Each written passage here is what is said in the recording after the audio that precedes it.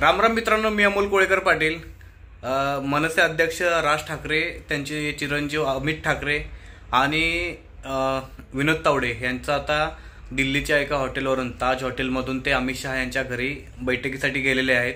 आता त्यांची अमित शहा यांच्या घरी बैठकीत काय डिसिजन होते किंवा काय त्यांचं ठरतंय किंवा किती सीटवरती त्यांचं बोलणं होते, ह्या सगळ्या गोष्टींवरती तर चालेल, आपल्या बातम्या येतच राहतील किंवा तुम्हाला पण माहिती मिळतच राहील. त्यापूर्वी अंबादास दानवे यांना प्रश्न विचारला असता त्यांनी असं सांगितलं की दिल्लीच्या बादशहाच्या पाया पडायला राज ठाकरे हे गेले असतील आणि जे तुकडा टाकतील ते आता बघतील राज ठाकरेंना काय तुकडा टाकतील.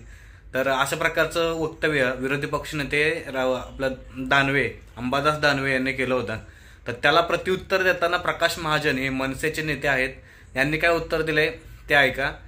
प्रकाश महाजन यांना हा प्रश्न TV9च्या मुलाखतीमध्ये किंवा TV9च्या पत्रकारांनी विचारला होता की त्यावेळेला TV9च्या पत्रकाराला उत्तर देताना असं त्यांनी सांगितलं की अंबादास दानवे हे विरोधी पक्षनेते आहेत, मुळात माझा ह्याच गोष्टीला ऑब्जेक्शन आहे. म्हणजे कारण ते असं बोलले की जे एखाद्याला पद येतं, त्याच्या पद आलं याचा अर्थ असं नाही होत की त्याला अक्कल आली किंवा त्याकडे डोकं आहे. तर ते पद वगैरे ते तात्पुरतं असतं, परंतु अक्कल कायमस्वरूपी असते, परंतु ते अक्कल काही त्यांच्याकडे अजून आलेली नाहीये, अशा प्रकारचं त्यांचं वक्तव्य होतं. आणि त्यांनी हेही बोलले की तुम्हाला आता उद्धव ठाकरे जो काय तुकडा टाकतील तो तुम्ही चघळत बसावा, तुम्ही राज ठाकरेंच्या भानगडीत पडू नका.